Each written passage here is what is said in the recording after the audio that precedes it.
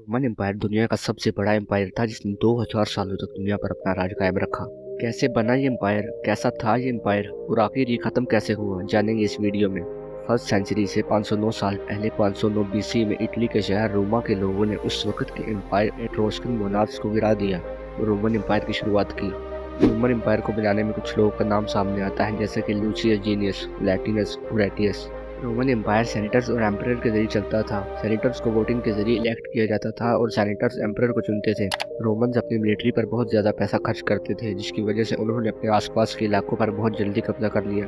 गुजरते वक्त के साथ रोमन्स आगे से आगे ज़मीनों पर कब्जा करते चले गए और अपनी पीक पर ये एम्पायर एम्परर टार्जन के दौर में पूरे मेडिटेरियन सी के आसपास फैला हुआ था।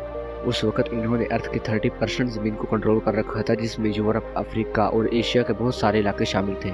रोमन एम्पायर 2000 सालों तक कायम रहा। इसकी बेसिकली 3 वजूहात थी। पहली वजह, रोमन्स अपनी मिलिट्री पर बहुत ज़्यादा पैसा खर्च करते थे, जिसकी वजह से इनकी आर्मी वेल डिसिप्लिन्ड थी। इसी वजह से ये लोग इतना बड़ा एम्पायर खड़ा कर पाए। दूसरी वजह ये थी कि इनका पॉलिटिकल सिस्टम बड़ा ऑर्गेनाइज्ड था। रोमन एम्पायर प्रोविंसेस में डिवाइडेड था, जिसको गवर्नर्स के जरिए रूल किया जाता था। तीसरी सबसे बड़ी वजह इनका आर्किटेक्चरल सिस्टम था। इन लोगों ने शहरों में रोड्स, बिल्डिंग्स और ब्रिजेस तमीर करवाई, जिनसे आम लोगों को बहुत फायदा हुआ और रोमन एम्पायर फाइनेंशियली स्ट्रॉन्ग होता चला गया। 390 सेंचुरी तक आते आते रोमन एम्पायर इतना फैल चुका था कि इसको कंट्रोल कर पाना मुश्किल हो रहा था। इसकी वजह से रोमन एम्परर थियोडोसियस ने अपने मरने से पहले 395 ईस्वी में रोमन एम्पायर के 2 हिस्से कर दिए और हर हिस्सा अपने एक एक बेटे को दे दिया। इस तरह रोमन एम्पायर 2 हिस्सों में बट गया, वेस्टर्न रोमन एम्पायर और ईस्टर्न रोमन एम्पायर।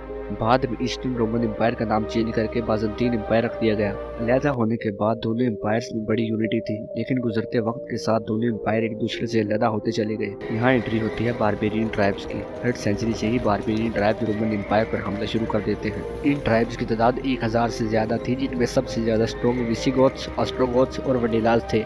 ये लोग जर्मनी, फ्रांस और आर्मीनिया में रहते थे और जमीन की खातर रोमन एम्पायर से लड़ रहे थे, क्योंकि जहाँ ही रहते थे वो जगह इन्वायरमेंटल चेंज की वजह से रहने की काबिल नहीं रही थी। पार्टीशन के बाद वेस्टर्न एम्पायर की कंडीशन कुछ ठीक नहीं थी। कंट्री में फाइनेंशियल क्राइसिस चल रहा था, पावर्स डिफाइन नहीं थी। इन सारी कमजोरियों का फायदा इन ट्राइब्स ने उठाया और वेस्टर्न एम्पायर की जमीनों पर कब्जे करते चले गए।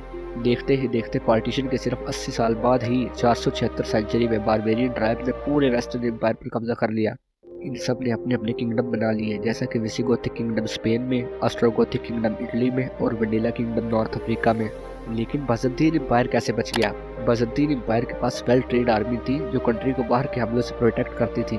इसके अलावा इनके पास पुराना पार्टीशन से पहले वाला वेल सेटल्ड सिस्टम था, जिसकी वजह से ये बारबेरियन ट्राइब्स का मुकाबला कर पाए। लेकिन बाज़ंतीन एम्पायर को असल झटका तब लगा जब 634 सेंचुरी में इस्लामिक फोर्सेज ने अटैक शुरू कर दिए। इस जंग में मुसलमानों ने बाज़ंतीन एम्पायर के एक बड़े हिस्से पर कब्जा कर लिया, जिसमें ग्रेटर सीरिया, इजिप्ट और नॉर्थ अफ्रीका के बहुत सारे इलाके शामिल थे।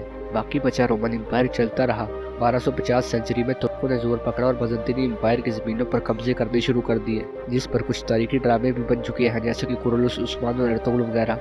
और आखिर में 1453 सेंचुरी में सुल्तान महमद II ने इस्तांबुल को फतह करके बाज़ंतीन एम्पायर का खात्मा कर दिया। अगर वीडियो अच्छी लगी तो वीडियो को लाइक कर दो और चैनल पर ऐसी सुपर वीडियोस मिलती रहेंगी, इसलिए चैनल को सब्सक्राइब कर दो।